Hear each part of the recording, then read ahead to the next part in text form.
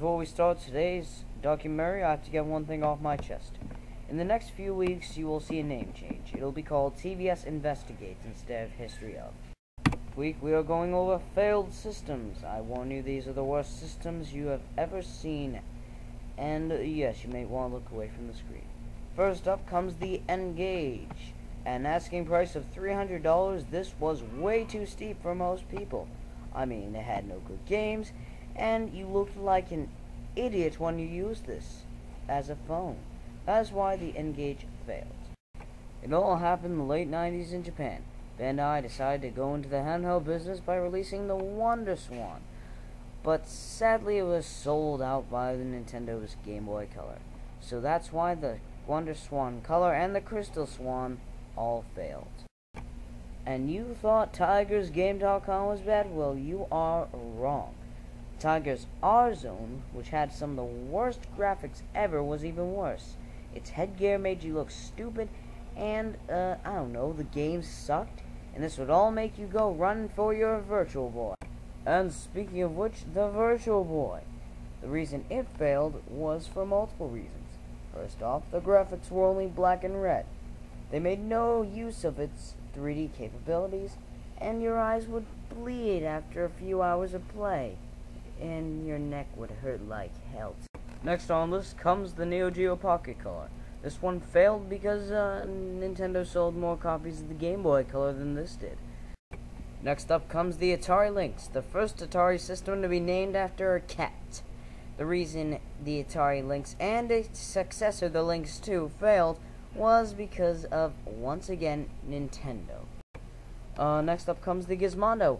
I never actually heard about the Gizmondo until recently. Maybe because it failed pretty quickly. Because 1, it didn't have any good games. 2, it was no match for Nintendo and Sony. And 3, what the hell kind of a name is the Gizmondo? And that is why it failed.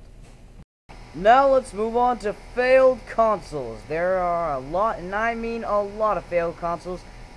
The reason the Sega Genesis add-ons failed is simple.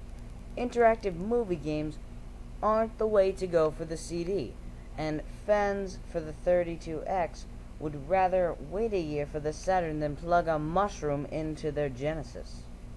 The next thing that Sega did was release the CDX, a combination of the Genesis and the Sega CD, and put it for $400, which led to its ultimate downfall. Back in 1993, Atari tried to make a jump back into the gaming business by releasing the Atari Jaguar. Claiming that 64 bits, which was complete bullshit, was its biggest mistake. Now look at this. This is a racing game for the Atari, and this is Mario Kart 64 for the Nintendo 64. Does that look like 64 bits to you? Atari was obviously lying. Another thing was that all the games sucked for it, and the controller sucked too. Not even the god-awful CD attachment could save it either.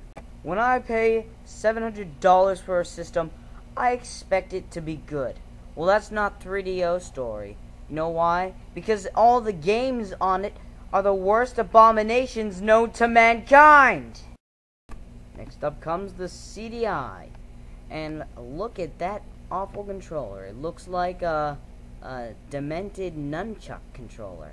And where's the second port? Oh wait, it's on the back. It was a last-minute thought. That's a no-brainer. 2 controllers. You should put 4. They were that stupid. Don't trust the Russians when making games. Philips is the worst game maker ever. You know why? I think this is why.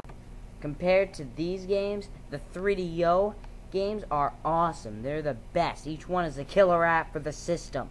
Oh, for the CDI? No. Each and every one of them sucks harder and harder and harder. That's how bad they are. Including Link in the Faces of Evil, the worst Legend of Zelda game of all time.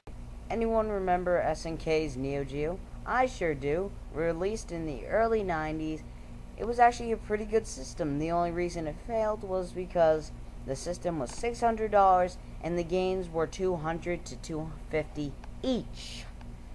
And then came the Neo Geo CD, which had excruciating loading times, and it failed.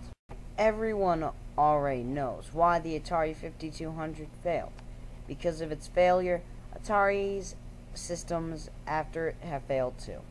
That includes the Atari Jaguar. We already went over that. We already also know the Sega Saturn and the Sega Dreamcast were killed by PlayStation. Sad story, isn't it? Finally, it comes down to this.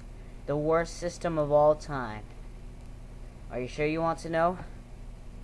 Are you truly sure you want to know? Are you 100% sure you want to know? Okay, you asked for it. Here it is. But first, we must go over something. What a laserdisc is. This is a laserdisc. On the top is a small DVD, and in the drive is a laserdisc. Laserdiscs were as big as records. So that's what you had to handle when putting a game into a laserdisc player, which the worst system of all time is. The worst system of all time is the Hecklone Laserdisc player. Why is it such a bad system? Well, first off, it cost $2,500. That's still a lot today, let alone the mid-80s. I mean, that's just awful. Another thing was that the company went bankrupt after 2 titles.